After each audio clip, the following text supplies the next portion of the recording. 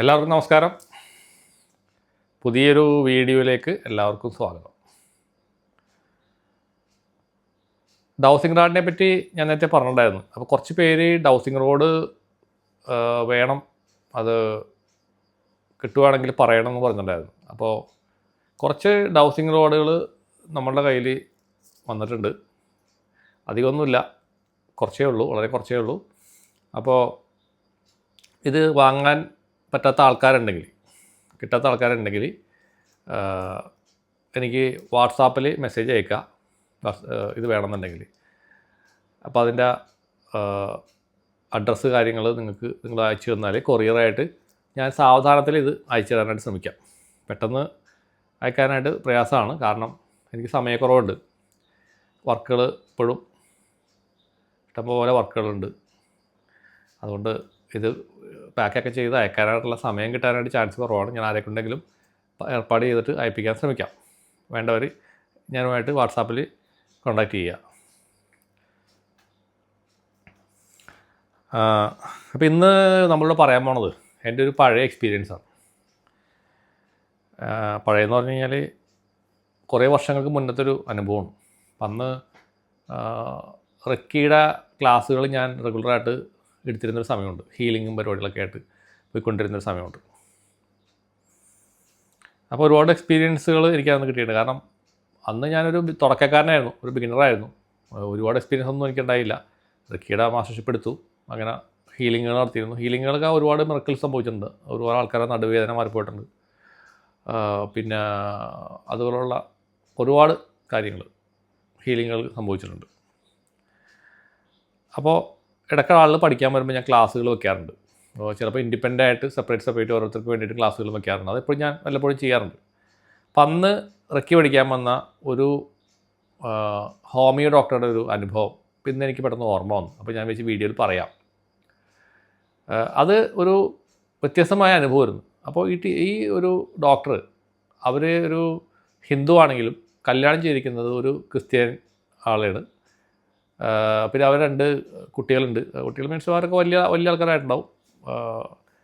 അവരും ഇതുപോലെ തന്നെ പ്രത്യേകിച്ചൊരു മതത്തിൽ വിശ്വസിച്ചിട്ടല്ല അവർ ജീവിക്കുന്നത്. അത് ഒരു നാച്ചുറലായിട്ടുള്ളൊരു ജീവിത രീതിയായിരുന്നു. അപ്പോൾ ആളുകൾക്കൊക്കെ ഇവരെ കാണുമ്പോൾ, അന്നത്തെ കാലഘട്ടത്തിലൊക്കെ ഇവരെ കാണുമ്പോൾ ഒരു അലർജി പോലെ അല്ലെങ്കിൽ അങ്ങനെയൊക്കെ ഉണ്ടായിരുന്നു. അപ്പോൾ വ്യത്യസ്തരായിട്ട് ജീവിക്കുന്ന ആൾക്കാരായിരുന്നു. അവർക്ക് ഇതൊന്നും താല്പര്യമില്ല, ജാതി മതത്തിലൊന്നും താല്പര്യമൊന്നുമില്ല. പിന്നെ അമ്പലം പള്ളി അതിലൊന്നും താല്പര്യമില്ല. അവരുടേതായിട്ടുള്ള ലോകത്ത് ജീവിക്കുന്ന ആൾക്കാരായിരുന്നു. ആളുടെ പേര് ഞാൻ പറയാനില്ല, ഞങ്ങളുടെ നാട്ടിൽ തന്നെ ഉള്ള ഒരാൾ തന്നെയാണ്. അന്നൊന്നും എനിക്ക് ആത്മീയമായ കാര്യങ്ങളെപ്പറ്റിയൊന്നും വലിയ പരിജ്ഞാനമില്ല. നമ്മൾ കേട്ടറിഞ്ഞേക്കണ കുറേ തത്വങ്ങളും നിയമങ്ങളും, കുളിച്ച് അമ്പലത്തിൽ പോകണം, അല്ലെങ്കിൽ അങ്ങനെ ചെയ്യണം ഇങ്ങനെ ചെയ്യണം, കുറേ നിയമങ്ങൾ തത്വങ്ങൾ ആൾക്കാർ പറഞ്ഞിട്ടുള്ള അത് എനിക്ക് അറിഞ്ഞുകൂടായിരുന്നു. അപ്പോൾ ഒരിക്കലും ഇവർ എൻ്റെ അടുത്ത്, അന്ന് എനിക്കൊരു സൂപ്പർ മാർക്കറ്റ് ഉണ്ട്, ഞാൻ സൂപ്പർ മാർക്കറ്റിലാണ് ഇരിക്കുന്നത്. എനിക്ക് സ്വന്തമായിട്ട് എൻ്റെ ഫാദർ തുടങ്ങി തന്നൊരു സ്ഥാപനമായിരുന്നു. അത് ഞാൻ കുറേ കാലങ്ങൾ എൻ്റെ ഫാദറിൻ്റെ കൂടെ, ഫാദർ ബിസിനസ്സുകാരനായിരുന്നു, ഫാദറിൻ്റെ കൂടെ ഞാൻ കോളേജിലെ പഠനമൊക്കെ കഴിഞ്ഞപ്പോൾ ബിസിനസ് ഹെൽപ്പ് ചെയ്യാൻ വേണ്ടി ഫാദറിൻ്റെ കൂടെ കൂടി. അത് കഴിഞ്ഞിട്ട് ഒരു 5-6 വർഷം കഴിഞ്ഞപ്പോൾ പുള്ളിക്കാരൻ എനിക്കൊരു ഷോപ്പ് തുടങ്ങി തന്നു. എൻ്റെ ഫാദർ നല്ല ബിസിനസ്സുകാരനായിരുന്നു. അപ്പോൾ ഒരു സൂപ്പർ മാർക്കറ്റായിരുന്നു. അന്ന് ഞങ്ങളുടെ നാട്ടിൽ സൂപ്പർ മാർക്കറ്റ് തുടങ്ങിയിട്ടില്ല. അപ്പോഴാണ് ഞാൻ സ്റ്റാർട്ട് ചെയ്യുന്നത്. അപ്പോൾ അവിടെ സാധനം മേടിക്കാൻ വന്നിരുന്ന ഒരു ഡോക്ടറായിരുന്നു ഇവർ.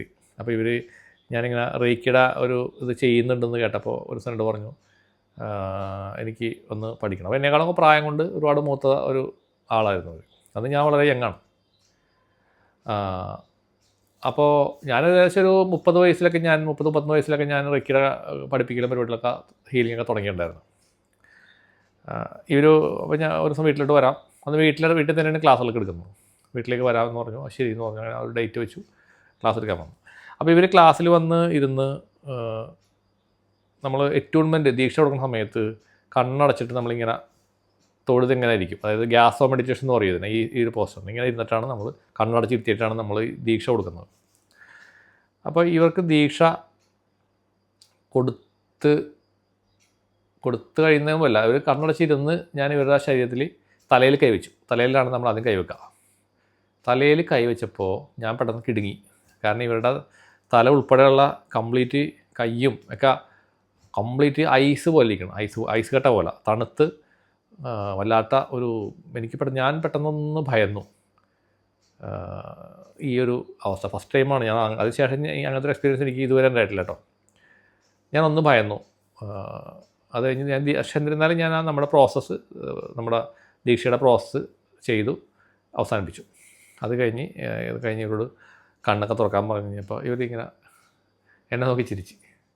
എന്നോട് ചോദിച്ചു പേടിച്ച് പോയില്ലെന്ന് വെച്ചു. ഞാൻ പറഞ്ഞു ചെറുതായിട്ട് പേടിച്ച്.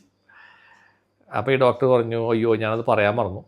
ഞാൻ ഡീപ്പായിട്ടുള്ള മെഡിറ്റേഷനിലേക്ക് പോകുമ്പോൾ എൻ്റെ ശരീരത്തിൽ ഇങ്ങനൊരു അവസ്ഥ ഉണ്ടാവാറുണ്ട്. അത് കുറച്ച് കൊല്ലകാലങ്ങളായിട്ടുള്ളതാണ്. ബോഡി കംപ്ലീറ്റ് തണുത്ത ഒരു അവസ്ഥയിലേക്ക് പോകും, ഐസ് കട്ട പോലെയാവും. അപ്പോൾ എനിക്കത് ഒരു വല്ലാത്ത എക്സ്പീരിയൻസ് ആയിരുന്നു. അപ്പോൾ ഇവരിങ്ങനെ നോക്കി. അപ്പോൾ എന്നെക്കാളുമൊക്കെ ഒരുപാട് ഉയരങ്ങളിൽ നിൽക്കുന്ന ഒരാളാണെന്ന് എനിക്ക് അപ്പോഴാണ് മനസ്സിലാവുന്നത്. ഈ ഒരു മെഡിറ്റേഷൻ്റെ ഒരു വലിയ തലത്തിലോട്ട് കയറിപ്പോയ ഒരു കക്ഷിയാണ് എൻ്റെ മുമ്പിൽ ഇരിക്കുന്നത്. അപ്പോൾ ഞാൻ മനസ്സുകൊണ്ട് അവരൊന്ന് തൊടുതു. അങ്ങനെ അവർക്ക് റെക്കിയെല്ലാം പഠിപ്പിച്ചു കൊടുത്തു.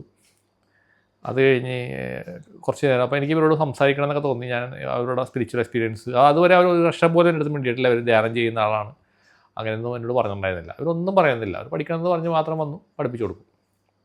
ചിലർ അങ്ങനെയുണ്ട്, അവരുടെ കാര്യങ്ങളൊന്നും പറയത്തില്ല. അവരൊന്നും അറിയാനായിട്ട് ഭാവിക്കുകയില്ല. അത് ചിലരുടെ ഒരു രീതിയാണ്. ഞാനൊന്നുമല്ല, അല്ലെങ്കിൽ എൻ്റെ കാര്യങ്ങൾ ഞാൻ വിളിച്ച് പറയേണ്ടെന്ന് വിചാരിക്കുന്ന കുറേ ആൾക്കാരുണ്ടാകാം. അതിലൊന്നാണ് അവർ. അത് കഴിഞ്ഞ് ഇവർ ഹിമാലയ യാത്രയിൽ പോയ ഒരു കഥ എന്നോട് പറഞ്ഞു. ആ കഥയാണ് ശരിക്കും പറഞ്ഞാൽ എൻ്റെ ഒരു ലൈഫിലുണ്ടായ ഒരു വലിയൊരു ട്വിസ്റ്റ്, ഒരു ടേണിങ് പോയിൻ്റായിരുന്നു. ഞാൻ എൻ്റെ വീഡിയോസിൽ പറയാറുണ്ട്, നേരത്തെ പോലെ പറയാറുണ്ട്, ഈ ഭക്ഷണവും ആത്മീയതയായിട്ട് വലിയ ബന്ധമൊന്നും എനിക്ക് തോന്നിയിട്ടില്ല. നോൺ വെജ് കഴിക്കുന്ന പ്രവണതയോട് ഇത്ര ശക്തമായ രീതിയിൽ എതിർക്കേണ്ട ആവശ്യമൊന്നുമില്ല എന്ന് ഞാൻ എപ്പോഴും വീഡിയോ പറയാറുണ്ട്. അതിനെതിരെ നെഗറ്റീവായിട്ടുള്ള കമൻറ്റുകൾ കുറേ വന്നിട്ടുണ്ട്. പക്ഷേ എൻ്റെ ഒരു എക്സ്പീരിയൻസാണ് ആ എക്സ്പീരിയൻസാണ് ഞാനിവിടെ ഷെയർ ചെയ്യുന്നത്. അപ്പോൾ നിങ്ങളൊക്കെ ആലോചിച്ചിട്ടുണ്ടാവും ഞാൻ എന്തുകൊണ്ടാണ് അങ്ങനെ പറയണത്. കാരണം പച്ചക്കറി കഴിച്ചാലല്ലേ ആത്മീയതയിൽ പോകാൻ പറ്റുമെന്നല്ലേ അന്നും എൻ്റെ വിശ്വാസം അത് തന്നെയായിരുന്നു. അതുവരെയും ആ ദിവസം വരെയും അത് തന്നെയായിരുന്നു.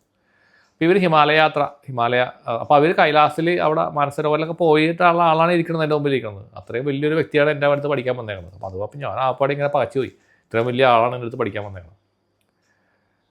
അപ്പോൾ ഇവരെന്നോട് പറഞ്ഞു, ഇങ്ങനെ ഒരു ഗ്രൂപ്പിൻ്റെ കൂടെ ഇവർ ഏതൊരു ട്രാവൽസിൻ്റെ കൂടെ അങ്ങനത്തെ ഒരു ഗ്രൂപ്പ് 100-100 ചേർന്ന ആൾക്കാരുടെ കൂടെ ഇവർ കൈലാസിലേക്കുള്ള യാത്ര. അതിനെപ്പറ്റി പറയാൻ എനിക്ക് അറിഞ്ഞൂടാ. മാനസരോവർ എന്നൊക്കെ പറഞ്ഞ് കേട്ടതേ ഉള്ളൂ, എനിക്ക് അറിഞ്ഞൂടാ എന്താണ് ഏതാണെന്ന്. അപ്പോൾ ഇവർ പോയപ്പോൾ തലേ ദിവസം ഇവരുടെ വീട്ടിൽ സാധാരണ നോൺ വെജാണ് കഴിക്കുക, ബീഫ് ഒക്കെയാണ് അവരുടെ വീട്ടിൽ സ്ഥിരം ഉണ്ടാവുന്ന ഭക്ഷണം ബീഫാണ്. അപ്പോൾ ബീഫെല്ലാം തലേ ദിവസം കഴിച്ചിട്ടാണ് പുള്ളിക്കാരത്തി പറയുന്നത്, ബീഫെല്ലാം കഴിച്ചിട്ടാണ് ഞാൻ പോയത്. അപ്പോൾ ഞാൻ ചോദിച്ചു, അയ്യോ അതങ്ങനെ ശരിയാവും, നമ്മൾ അമ്പലത്തിലൊക്കെ പോകുമ്പോൾ നൊയമ്പൊക്കെ എടുക്കണ്ടേ? ഇപ്പോൾ ഹിമാലയത്തിലൊക്കെ അവിടെയൊക്കെ കൈലാസിലൊക്കെ പോകണമെങ്കിൽ നമ്മൾ ചുരുങ്ങിയതൊരു 2 ആഴ്ചയെങ്കിലും നൊയമ്പെടുക്കാതെ നമ്മളെങ്ങനെ പോകുന്നു? കാരണം അന്ന് ഞാൻ ശബരിമലയിലൊക്കെ പോകുന്ന ആളായിരുന്നു. ശബരിമലയൊക്കെ പോകുമ്പോൾ ഞാൻ 41 നൊയമ്പെല്ലാം എടുത്തിട്ടാണ് ഞാൻ ശബരിമലയ്ക്ക് പോയിരുന്നത്. അപ്പോൾ അവർ പറഞ്ഞു, അതിനൊന്നും കാര്യമൊന്നുമില്ലെന്ന് പറഞ്ഞു. അപ്പോൾ എനിക്ക് അന്നേരം ഇപ്പോൾ ഈ നമ്മുടെ സാധാരണ ആളുകളുടെ പോലെ എനിക്കും ഇവരോടൊരു അമർഷം തോന്നി. ഇവരെന്താണ് പറയുന്നത്, അമ്പലത്തിലൊക്കെ പോകുമ്പോൾ നോൺ വെജ് കഴിച്ചിട്ട് പോകണം, എന്തൊരു വൃത്തികേടാണ് എന്ന് ഞാൻ ചിന്തിച്ചു. അത് കഴിഞ്ഞ് ഒരു കഥ പറഞ്ഞു തുടങ്ങി. അപ്പോൾ കഥയിൽ ഇത് പറയണത്, ഇവർ പോയ സമയത്ത് ഈ കുറേ ആളുകൾ, ഈ യോഗ പഠിപ്പിക്കുന്ന ആളുകൾ, ആർട്ട് ഓഫ് ലിവിങ്ങിൻ്റെ ടീച്ചേഴ്സ്, വലിയ വലിയ ഉണ്ടായിരുന്നു, കുറേ പേരുണ്ടായിരുന്നു. അങ്ങനെയുള്ള ആൾക്കാരാണല്ലോ പൊതുവെ ഇങ്ങനത്തെ യാത്രകളിലൊക്കെ പോകുന്നത്. സാധാരണക്കാരന് ഇത്രയും പൈസ ചിലവാക്കിയും സാധാരണക്കാരൻ പോകില്ല. അങ്ങനെയുള്ള ആൾക്കാർക്കാണ് അങ്ങനെ പോകാനുള്ള ആഗ്രഹം വരുന്നത്. അപ്പോൾ തുടക്കം പോലെ തന്നെ ഇവരെ എല്ലാവരും കൂടി ജോയിൻ ചെയ്യുന്ന സമയത്ത് അവിടെ വെച്ച് തന്നെ ഇവരുടേതായ കുറേ കോച്ചിങ്ങുകൾ, ക്ലാസ്സുകളൊക്കെ ഉണ്ടായിരുന്നു. അങ്ങനെ ചെയ്യണം, ഇങ്ങനെ ചെയ്യണം, ആ എക്സസൈസ് ചെയ്യണം, ഈ എക്സസൈസ് ചെയ്യണം. അതായത് ക്ലാസ് എടുക്കുന്നത് ഇതിൻ്റെ ആൾക്കാരാണ്, യോഗയും മറ്റുള്ള സംഭവങ്ങളൊക്കെ ചെയ്യിപ്പിക്കുന്ന ടീച്ചേഴ്സ് വലിയ വലിയ ആളുകളൊക്കെ ഉണ്ടായിരുന്നു. അപ്പോൾ അവരാരെയും മൈൻഡ് ചെയ്യാൻ പോയില്ല.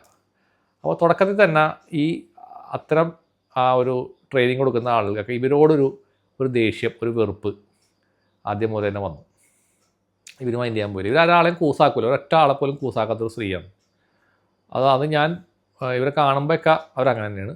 എനിക്ക് തോന്നുന്നത് ഇപ്പോഴും അങ്ങനെ തന്നെയാണ്. അങ്ങനെ അതിനേക്കാളും വേറെ ലെവലിലേക്ക് അവർ എത്തിയിട്ടുണ്ടാവും, എനിക്ക് അറിഞ്ഞൂടാ. ഞാൻ കുറേ വർഷങ്ങളായി ഇവരെ കണ്ടിട്ട്, കുറേ വർഷങ്ങൾക്ക് മുന്നുള്ള കഥയാണ്. ഞാൻ റെക്കിയൊക്കെ പഠിപ്പിച്ച് തുടങ്ങിയ കാലഘട്ടങ്ങളിൽ, അതായത് എനിക്ക് തോന്നുന്നത് 2001 സ്റ്റാർട്ട് ചെയ്തത്. എനിക്ക് തോന്നുന്നത് 2005 ആവും അവരെൻ്റെ അടുത്ത് വന്നേക്കണമെന്ന് തോന്നുന്നു. അപ്പോൾ ഒരു 21 ഇയേഴ്സ് മുമ്പിലുള്ള കഥയും. അങ്ങനെ തുടക്കം മുതൽ ഇവർ ഇങ്ങനെയുള്ള ആൾക്കാരായിട്ട് ഒരു അകൽച്ച വന്ന് ഇവർ സെപ്പറേറ്റ് അവരൊന്നും മൈൻഡ് ചെയ്യാതെ നടക്കുകയൊക്കെ ചെയ്തു. അങ്ങനെ ഇവർ ഇങ്ങനെ യാത്ര തുടങ്ങി. പല സ്ഥലങ്ങളിലേക്കൊക്കെ പോയി പല സ്ഥലങ്ങളിൽ ക്യാമ്പ് ഒക്കെ ഉണ്ടായിരുന്നു. അങ്ങനെ പോയി കുറേ പേർക്ക് വയറിന് അസുഖം പിടിപെട്ട് തുടങ്ങി. കുറേ പേര് കിടപ്പിലായി. അങ്ങനെ രോഗികളായി 100 ആളുകൾ കുറേ ഹോസ്പിറ്റലിലായി കിടപ്പിലായിട്ട് ബാക്കിയുള്ള ആൾക്കാർ യാത്ര തുടരുകയാണ്. അങ്ങനെ പോയി കുറച്ച് ആളുകൾ മാത്രം ആവുകയാണ്. അപ്പോൾ ഈ ആർട്ട് ഓഫ് ലിവിങ്ങിൻ്റെയും ഈ യോഗയുടെയൊക്കെ ഉള്ള അങ്ങനത്തെ കുറേ ചെയ്യിപ്പിക്കുന്ന ആൾക്കാരൊക്കെ കുറേ അങ്ങേറ്റം വരെയൊക്കെ ഉണ്ടായിരുന്നവർ. പക്ഷേ അവർക്ക് എല്ലാവർക്കും വയറിന് അസുഖം പിടിക്കുകയാണ്. ഇത് ആകെ വിരലുണ്ടാവുന്നതല്ല, ഏകദേശം ഒരു 20-25 പേർക്കാണ് ഈ അറ്റത്തേക്ക് എത്താൻ പറ്റുന്നത്. അറ്റത്തെന്ന് പറയുമ്പോൾ ഈ മാനസരോവരോ അവിടെ പോയി കുളിക്കുന്ന എന്തോ പരിപാടിയൊക്കെ ഇല്ലേ, അങ്ങോട്ടേക്ക് ഇത്രയും ആളുകളാണ് എത്തിയത്. അങ്ങേറ്റത്തേക്ക് എത്തിയത് ഇത്രയും ആൾക്കാരാണ്. അതിലൊന്ന് ഈ ഡോക്ടറായിരുന്നു. അപ്പോൾ ഇവരുമായിട്ട് ഫൈറ്റൊക്കെ ഉണ്ടായി, തല്ലുപിടുത്തമൊക്കെ ഉണ്ടായി ഇടയിൽ. ഇവർ അങ്ങനെയുള്ള കാര്യങ്ങളൊന്നും ചെയ്യാത്തതുകൊണ്ടും അനുഷ്ഠാനങ്ങളും ഇവരുടെ കൂടെ ഇരുന്ന് ഇവർ ഓരോരോ ഭജൻസും കാര്യങ്ങളൊന്നും ചെയ്യൊന്നുമില്ല. അവരങ്ങനെ മാറിയിരിക്കും.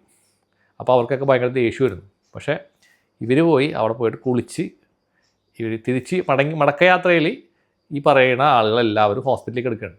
അപ്പോൾ അവർ വന്ന് കണ്ടു. അപ്പോൾ അവർ മാപ്പ് പറഞ്ഞു, അയ്യോ ഞങ്ങൾ തെറ്റായിപ്പോയി, ഞങ്ങളുടെ പാതയല്ല നിങ്ങളുടെ പാത തന്നെയാണ് ശരി. ഭക്തിയുടെ മുന്നിൽ അല്ലെങ്കിൽ നമ്മുടെ വിശ്വാസത്തിൻ്റെ മുന്നിൽ ഭഗവാന്റെ മുന്നിൽ ഇതൊന്നൊന്നുമല്ല എന്നുള്ളൊരു തത്വം, ഭക്ഷണമോ അല്ലെങ്കിൽ ആചാരങ്ങളോ അനുഷ്ഠാനങ്ങളോ അല്ല, മനഃശുദ്ധിയാണ് ഏറ്റവും വലുത് എന്നുള്ളത് നിങ്ങൾ പ്രൂവ് ചെയ്തു എന്ന് ഒരാൾ പറഞ്ഞത്രേ ഇവരടുത്ത്. അപ്പം ഞാനിതെല്ലാം ഇങ്ങനെ അത്ഭുതത്തോട് കേട്ടിരിക്കുകയാണ്. ഇതെന്താ വലിയ കാര്യങ്ങളാണ് ഇവർ പറയുന്നത്. അപ്പം ഞാൻ ചോദിച്ചു, അപ്പോൾ ഡോക്ടർ പറയുന്നത് ഈ ഭക്ഷണവും ഇതുമായിട്ടൊന്നൊരു ബന്ധമില്ലേ, ഇപ്പം നോൺ വെജ് ഇപ്പോൾ ബീഫെല്ലാം കഴിച്ചിട്ടാണ് അവർ പോയിക്കുന്നത്. അപ്പോൾ നമ്മളൊന്നും ബീഫ് കഴിക്കത്തില്ല, ബീഫ് വീട്ടിലേ കയറ്റില്ല. ആ കാലഘട്ടങ്ങളിൽ അന്നും ഇന്നും ബീഫ് എന്ന് പറഞ്ഞ സാധനം നമ്മുടെ കുടുംബത്തിൽ എൻ്റെ അമ്മയ്ക്ക് ഇഷ്ടമല്ല, ബീഫ് കഴിക്കുന്ന ഇഷ്ടമല്ല. അപ്പോൾ അതുകൊണ്ട് നേരത്തെ മുതൽ ബീഫൊന്നും ഞങ്ങൾ കുടുംബത്തിലേ കയറ്റില്ല. പക്ഷേ ഞങ്ങൾ ചിക്കനും മട്ടനും ഒക്കെ കഴിക്കുന്ന ആൾക്കാരാണ്, ഫിഷൊക്കെ കഴിക്കുന്ന ആൾക്കാരാണ്. അന്നും കഴിക്കുന്നുണ്ട്, ഇന്നും കഴിക്കുന്നുണ്ട്. അതൊന്നും ഒരു മാറ്റമില്ല കേട്ടോ. മട്ടൻ പിന്നെ മേടിക്കാറില്ല വീട്ടിൽ, കൊളസ്ട്രോളിൻ്റെ കൂടുതലും ഒക്കെ ആയതുകൊണ്ട് അത് വാങ്ങാറില്ല. അപ്പോൾ ഇത് ഞാൻ കുറേ സമയം ചിന്തിച്ചു, ഇവർ പറയുന്നതിൽ ഒരു വലിയൊരു തത്വം അടങ്ങിയിട്ടുണ്ടല്ലോ എന്നുള്ളത്. അങ്ങനെയാണ് എൻ്റെ ചിന്താഗതി മാറിയത്. ഇത് ടോട്ടലി എൻ്റെ ഒരു ചിന്താരീതികൾ മൊത്തം മാറി. അപ്പം ഞാനും ഇതുപോലെ തന്നെ ഈ നോൺ വെജൊക്കെ കഴിച്ചിട്ട് ഈ അമ്പലങ്ങളിലൊക്കെ പോയി നോക്കി എന്താണ് വ്യത്യാസം എന്നറിയാനായിട്ട്. നോൺ വെജൊക്കെ കഴിച്ചിട്ട് ഞാൻ അമ്പലത്തിൽ പോകും, ഒരു വ്യത്യാസമില്ല. എനിക്കങ്ങനെ പ്രത്യേകിച്ച് ഒരു വ്യത്യാസം എനിക്ക് തോന്നിയില്ല. പിന്നെ ആകെ ഞാൻ പോകാതിരിക്കുന്നത് ഈ സർപ്പത്തിൻ്റെ ക്ഷേത്രങ്ങളിൽ, സർപ്പക്കാവിലോട്ട് ഞാൻ നോൺ വെജ് അന്നും പോകാറില്ല, ഇന്നും പോകാറില്ല. അങ്ങോട്ടേക്ക് ഞാൻ പോകാറില്ല. അതെന്തോ എനിക്ക് തോന്നിയിരുന്നില്ല ആദ്യം. അപ്പോൾ അതുകൊണ്ട് സർപ്പങ്ങളുടെ അമ്പലങ്ങളിലോട്ട് ഞാൻ പോകാറില്ല. പക്ഷേ എന്ന് വെച്ചിട്ട് ഞാൻ നോൺ വെജ് കഴിച്ചിട്ട് അല്ലട്ടോ ഇപ്പോൾ അമ്പലത്തിൽ പോകുന്നത്, അങ്ങനെ ഞാൻ തെറ്റിദ്ധരിക്കണ്ട. പക്ഷേ അതെല്ലാം ഞാൻ പരീക്ഷിച്ച് നോക്കിയിട്ടുണ്ട്. എനിക്ക് യാതൊരു കുഴപ്പവും സംഭവിച്ചിട്ടില്ല. എൻ്റെ വിശ്വാസങ്ങൾക്കോ എൻ്റെ പവറിനോ ഒരു കുഴപ്പവും ഇതുവരെ സംഭവിച്ചിട്ടില്ല. പക്ഷെ അതൊന്നും അല്ല ഇവിടെ ഞാൻ പറഞ്ഞു വന്ന കാര്യം. ഈ നോൺ വെജ് എന്ന് പറഞ്ഞ സാധനം നമ്മൾ കഴിച്ചതുകൊണ്ട് നമ്മളുടെ ആത്മീയ ചൈതന്യത്തിന് ഒരു കുറവും ഉണ്ടാകുന്നില്ല എന്നുള്ളത് ആ ഡോക്ടറാണ് എനിക്ക് പറഞ്ഞു തന്നത്. ആ ഡോക്ടറാണ് എന്നെ പഠിപ്പിച്ചു തന്നത്. അവർ എക്സാമ്പിൾ സഹിതം എന്നെ പഠിപ്പിച്ചു തന്നു. അതൊരു വലിയൊരു അണ്ടർസ്റ്റാൻഡിങ് ആയിരുന്നു, ഭയങ്കര നോളജായിരുന്നു. എന്ന് വെച്ചിട്ട് ഞാൻ നോൺ വെജ് കഴിക്കാൻ നിങ്ങളെ പ്രൊമോട്ട് ചെയ്യണമെന്നൊന്നും വിചാരിക്കരുത്, അങ്ങനെ തെറ്റിദ്ധരിക്കരുത്. നെഗറ്റീവ് കമൻറ്റ് ഇവിടെ ആൾക്കാർ ഇടുമെന്ന് എനിക്കറിയാം. പക്ഷേ അതൊക്കെ നിങ്ങളുടെ വിശ്വാസങ്ങളാണ്, നിങ്ങളെ രക്ഷിക്കട്ടെ. എൻ്റെ വിശ്വാസം എന്നെ രക്ഷിക്കട്ടെ. ഞാനിപ്പോഴും നോൺ വെജ് കഴിക്കുന്ന ആളാണ്. ഞാൻ പരസ്യമായിട്ട് ഞാൻ പറയുന്നു, നോൺ വെജ് കഴിക്കുന്ന ആളാണ്.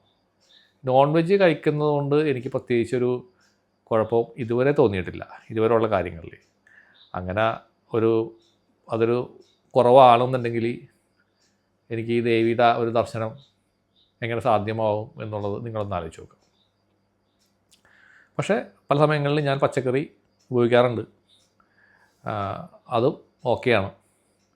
പക്ഷേ എൻ്റെ ഒരു വീട്ടിൽ എല്ലാവരും നോൺ വെജ് കഴിക്കുന്ന ആളായതുകൊണ്ടാണ് ഞാൻ കൂടുതലും നോൺ വെജ് ഞാൻ എന്താണ് ഉണ്ടാക്കുന്നത് കഴിക്കുന്ന ആളാണ്, അതുകൊണ്ടാണ് അത് കഴിക്കുന്നത്. എന്ന് വെച്ചിട്ട് എനിക്ക് നോൺ വെജ് തന്നെ വേണം എന്ന് നിർബന്ധമൊന്നുമില്ല, പച്ചക്കറി ആണെങ്കിലും ഞാൻ ഓക്കെ. പക്ഷേ നമ്മൾ വർജിക്കേണ്ടതായ കുറച്ച് ഐറ്റംസ് ഉണ്ട്. നമുക്ക് പറ്റാത്ത ചില ഭക്ഷണങ്ങൾ, പറ്റാത്ത ഭക്ഷണം എന്ന് പറയുമ്പോൾ എനിക്ക് പറ്റാത്ത ഭക്ഷണങ്ങൾ ഞാൻ കണ്ടെത്തിയിട്ടുണ്ട്. അത് നിങ്ങൾക്ക് പറ്റാത്ത ഭക്ഷണം നിങ്ങൾ കണ്ടെത്തേണ്ട അത്യാവശ്യമാണ്. എനിക്ക് പറ്റാത്തത് ഉരുളക്കിഴങ്ങും ഉഴുന്നുവാണെന്നുള്ളത് ഞാൻ കണ്ടുപിടിച്ചു. അത് ഒരാളെനിക്ക് പറഞ്ഞു തന്നപ്പോഴാണ് അതേപ്പറ്റി ഞാൻ ബോധേഡായത്. അപ്പോൾ അലർജി ഉണ്ടാക്കുന്ന ഫുഡുകൾ, ചിലപ്പോൾ അത് നോൺ വെജ് ആവണമെന്നില്ല, ചിലപ്പോൾ മത്സ്യങ്ങൾ തന്നെ, ചില മത്സ്യങ്ങൾ നമുക്ക് പറ്റില്ല, നെയ്യുള്ള മീനുകൾ പറ്റില്ല, അങ്ങനെയൊക്കെയുള്ള വിഷയങ്ങളുണ്ട്. അപ്പോൾ നമ്മൾ കൃത്യമായിട്ട് നമുക്ക് പറ്റാത്ത ഭക്ഷണം നമ്മൾ ഒഴിവാക്കുക. അത് നോൺ വെജ് ആയിക്കോട്ടെ, പച്ചക്കറി ആയിക്കോട്ടെ. ഇപ്പോൾ ഉരുളക്കിഴങ്ങ് കഴിച്ചു കഴിഞ്ഞാൽ ഭയങ്കര ഗ്യാസ്ട്രിക് ഇഷ്യൂ ഉണ്ടാവുന്നുണ്ട്. അപ്പോൾ അത് ഒഴിവാക്കിയപ്പോൾ ആ ഗ്യാസ്ട്രിക് ഇഷ്യൂ മാറി. എന്ന് വെച്ചിട്ട് ചിക്കൻ കഴിക്കുമ്പോൾ നമുക്ക് പ്രോബ്ലം ഇല്ല. അപ്പോൾ ഇതിനകത്ത് എനിക്ക് പറയാനുള്ളത്, എൻ്റെ ഒരു അഭിപ്രായമാണ്, നിങ്ങളുടെ അഭിപ്രായങ്ങൾ നിങ്ങൾക്ക് ഫോളോ ചെയ്യാം, നിങ്ങളുടെ രീതിയിൽ നിങ്ങൾക്ക് പോകാം. അല്ലാതെ എനിക്ക് യാതൊരു അഭിപ്രായ വ്യത്യാസമില്ല. എൻ്റെ വീഡിയോ കാണുന്നവർക്ക് അറിയാം ഞാൻ എങ്ങനെയുള്ള ആളാണ്. ഞാൻ ആരെയും ഫോഴ്സ്ഫുള്ളി അല്ലെങ്കിൽ ഇങ്ങനെ ചെയ്യുമോ അങ്ങനെ ചെയ്യുമെന്ന് പറയാറില്ല. പക്ഷേ എനിക്ക് നല്ലതെന്ന് തോന്നുന്ന കാര്യങ്ങൾ ഞാൻ പറയുന്നു, എൻ്റെ അനുഭവങ്ങൾ പറയുന്നു. പിന്നെ എനിക്ക് എക്സ്പീരിയൻസിൽ കിട്ടുന്ന ടിപ്പുകൾ, എൻ്റെ വിഷനിൽ വരുന്ന കാര്യങ്ങളൊക്കെയാണ് ഞാനിവിടെ പറയുന്നത്, ബുക്ക് നോളേജ് അല്ല. അപ്പോൾ ഇതാണ് എനിക്ക് ഇന്ന് നിങ്ങളോട് പറയാനുള്ള ഒരു മെസ്സേജ്.